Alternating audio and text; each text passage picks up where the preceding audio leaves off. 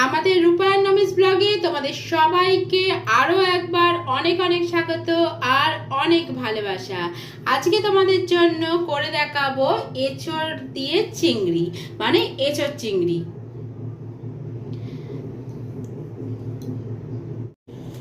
এখানে আমি নিয়ে নিয়েছি 1 কিলো এঁচড়, সেটাকে এরকম করে কেটেই নিয়ে এসেছি আমি। এবার তোমরা বাড়িতে কেটেও নিতে পারো, বাজার থেকেও কেটে আনতে পারো, যেভাবে সুবিধে সেইভাবেই করতে পারো। এটাকে খুব ভালো করে ধুয়ে নিয়েছি 3 থেকে 4 বার জল পাল্টে পাল্টে। আর এরকম একটু বড় সাইজের আলু কেটে নিয়েছি। প্রথমেই যে কাজটা করব সেটা হচ্ছে এই এঁচড়টাকে একটা সিটি মেরে নেবো। কচি এঁচড় একটা সিটিতেই যথেষ্ট। দিয়ে দিলাম প্রেসার কুকারে। তোমরা যদি প্রেসার কুকার ব্যবহার করতে না চাও, তোমরা কিন্তু কড়াতে বা যে কোনো পাত্র করেই এটাকে সেদ্ধ করে নিতে পারো। এবার এর মধ্যে দিয়ে দেবো পরিমাণ মতো জল,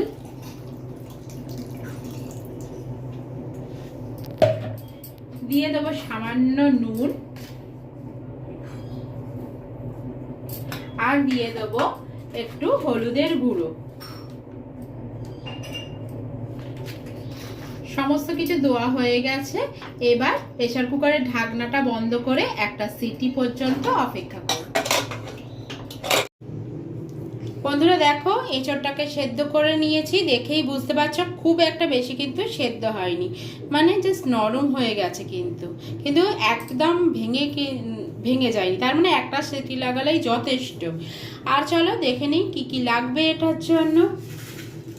লাগবে পেঁয়াজ কুচি, টমেটো কুচি, কাঁচা লঙ্কা কুচি, লাগবে গ্রেট করা আদা বা আদার পেস্ট, সঙ্গে লাগবে রসুনের পেস্ট, আর অবশ্যই লাগবে চিংড়ি মাছ।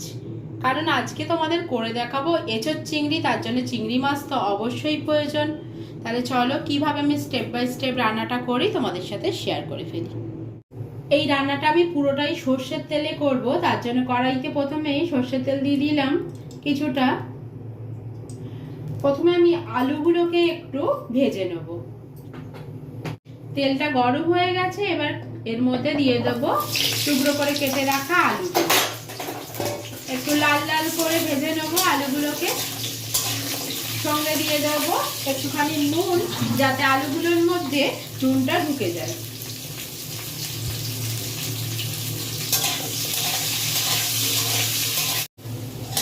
দেখো বন্ধুরা, বেশ কিন্তু গোল্ডেন ব্রাউন করে ভাজা হয়ে গেছে। এবার এই অবস্থায় আলুগুলোকে তুলে নেব।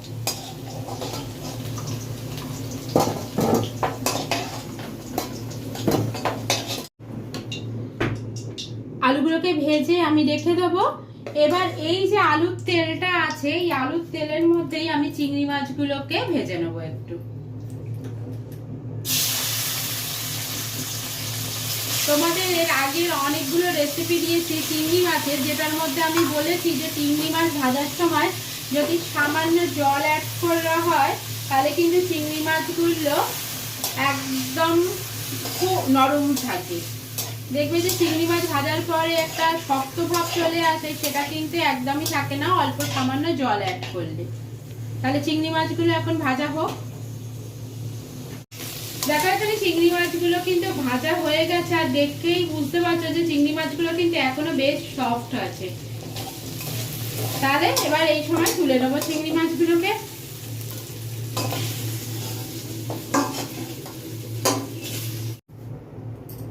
আমি কড়াইতে আবার কিছুটা তেল দিয়ে দিলাম। এবার পুরো রান্নাটা হওয়ার জন্য তেলটা দিলাম।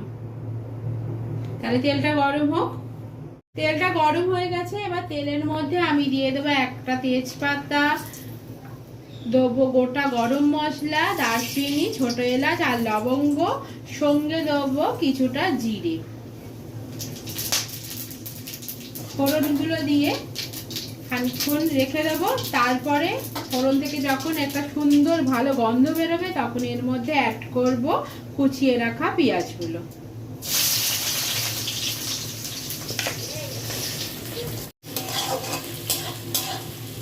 এবার পেঁয়াজগুলোকে একটু গোল্ডেন ফ্রাই করে নেব।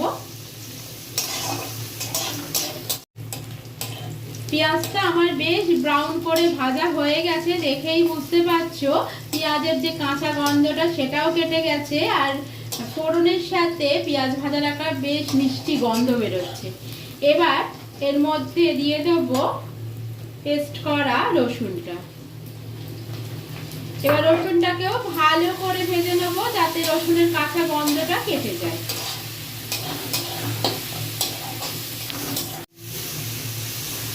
রসুনটা ভাজা হয়ে গেছে আর রসুনের কাঁচা গন্ধটাও কেটে গেছে। এই সময় অ্যাড করব গ্রেট করে রাখা আদা আর কাঁচা লঙ্কা।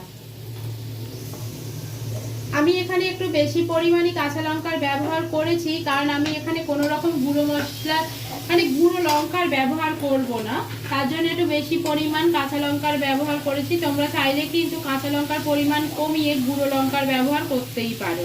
আমি গুঁড়ো লঙ্কাটা পছন্দ করি না বলে গুঁড়ো লঙ্কাটা অ্যাভয়েড করেছি। একটুখানি নাড়াচাড়া করে নেওয়ার পর এর মধ্যে মিশিয়ে দেবো টুকরো করে কেটে রাখা টমেটোগুলো, আর সঙ্গে দিয়ে দেবো খানিকটা নুন, যাতে টমেটোগুলো ভাজা ভাজা হয়ে যায় বা টমেটোগুলো একটু নরম হয়ে যায় তার জন্য।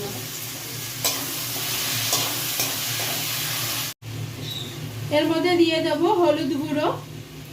আমি আর কোনো রকম কিন্তু গুঁড়ো মশলার ব্যবহার করব না, কারণ যেহেতু এর মধ্যে চিংড়ি মাছ পড়বে তার জন্য আমি অন্য কোনো রকম বেশি মশলার ব্যবহার করতে চাই না, কারণ চিংড়ি মাছের একটা আলাদা গন্ধ থাকে যেটা তরকারির জন্য যথেষ্ট। তার জন্য আমি অন্য কোনো রকম মশলার ব্যবহার করছি না হলুদ গুঁড়ো ছাড়া। আর মশলাটাকে খুব ভালো করে কষিয়ে নেব, তেল ছাড়া পর্যন্ত আমি এই মশলাটাকে কষিয়ে নেব। দেখো বন্ধুরা, মশলাটা থেকে কিন্তু তেল ছেড়ে দিয়েছে, তোমরা দেখেই কিন্তু বুঝতে পারছো তেলটা কেমন ছেড়ে দিয়েছে। তার মানে মশলাটা কষানো কিন্তু একদম হয়ে গেছে। এবার এর মধ্যে ভেজে রাখা আলুটা আমি দিয়ে কষিয়ে নেব।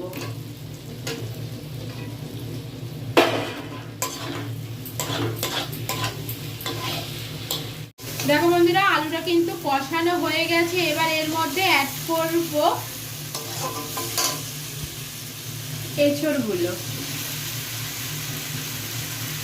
আর একটা কথা তোমাদের বলি, তোমরা কালারটা দেখে বুঝতে পারছিলে যে কালারটা কত রেডিশ এসছে। এটার মধ্যে তোমরা দেখতেই পেলে কোনো রকম কিন্তু গুঁড়ো মশলার মানে গুঁড়ো লঙ্কার ব্যবহার কিন্তু আমি করিনি, কিন্তু মশলা ভালো করে কষলেই কিন্তু মশলা থেকে নিজস্ব একটা কালার বেরোয়। তার জন্য মশলাটাকে খুব ভালো করে কষিয়ে রান্না করতে হয়, তাতে যেরকম রান্নার স্বাদ বাড়ে সেরকম কিন্তু মশলারও একটা ভালো গুণাগুণ বেরোয়। আমার কিন্তু মশলার সাথে পুরো জিনিসটা ভালো করে কষানো হয়ে গেছে। এবার এর মধ্যে দিয়ে দেবো পরিমাণ মতো জল। অবশ্যই গরম জলের ব্যবহার করবে, তাতে রান্নার স্বাদ কিন্তু অনেকটাই বেড়ে যায়। এবার দিয়ে দেবো পরিমাণ স্বাদ মতো নুন আর মিষ্টি দিয়ে দিচ্ছি পরিমাণ মতো নুন, আর দেবো রান্নার ব্যালেন্সের জন্য চিনি।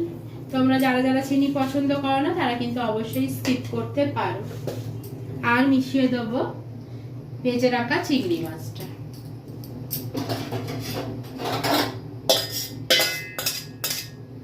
এবার সব দিয়ে ভালো করে নাড়াচাড়া করে নিয়ে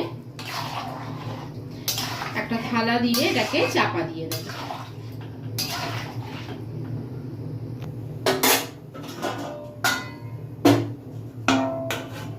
এবার এটা 5 মিনিটের জন্য একে হতে দেব।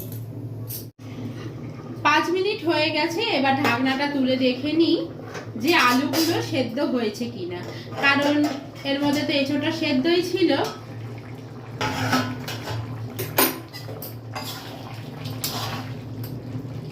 আলুগুলো কিন্তু একদম সেদ্ধ হয়ে গেছে, দেখেই বুঝতে পারছো বন্ধুরা। তার মানে রান্নাটা হয়ে গেছে। একটু গরম মশলা দেবো উপর থেকে, দিয়ে রান্নাটা আমি শেষ করব।